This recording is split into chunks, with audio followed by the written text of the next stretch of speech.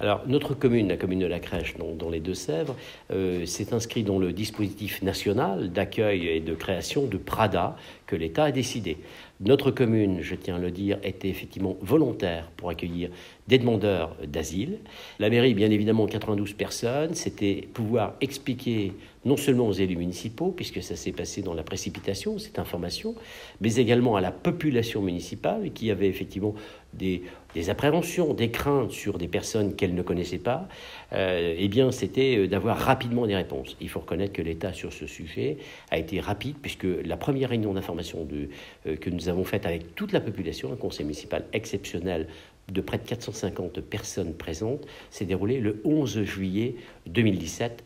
Et l'arrivée des premiers demandeurs d'asile s'est effectuée à la fin du mois de juillet. Alors, lorsque nous avons eu à accueillir un centre d'hébergement, ça a été un peu brutal, je dirais, même si ça s'est pas trop mal passé avec le préfet, puisque à l'époque, le maire de l'époque, Madame Michèle Julien, avait été plutôt satisfaite. Donc, il y a un contact direct avec le préfet pour qu'on puisse en parler. Donc, de ce côté-là, ça a plutôt bien été accepté. Je pense qu'effectivement, d'avoir des hôtels, il y a une infrastructure à l'intérieur de l'hôtel qui permet l'accueil, c'est clair. C'est une solution de ne pas laisser des gens dériver à la rue avec des enfants notamment.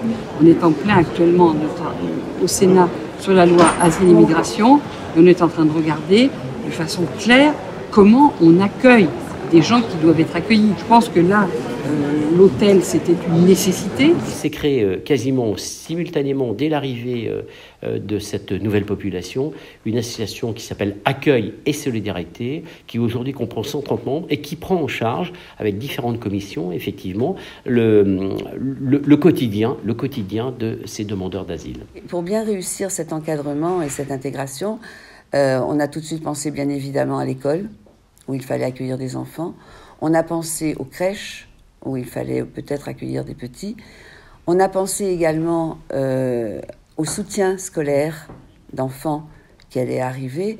On a pensé également à aider les parents pour apprendre le français pour ceux qui ne le connaissaient pas. Pas plus tard que samedi midi, nous étions effectivement devant le grand écran sur le premier match de foot donc, où la France jouait au mondial de foot. Eh bien, ça m'a fait plaisir. Nos demandeurs d'asile avaient d'ailleurs le maillot tricolore. C'était effectivement un moment ô combien important. Moi, je dois rendre hommage à Doma, qui a de bons professionnels. Nous-mêmes avons de bons professionnels.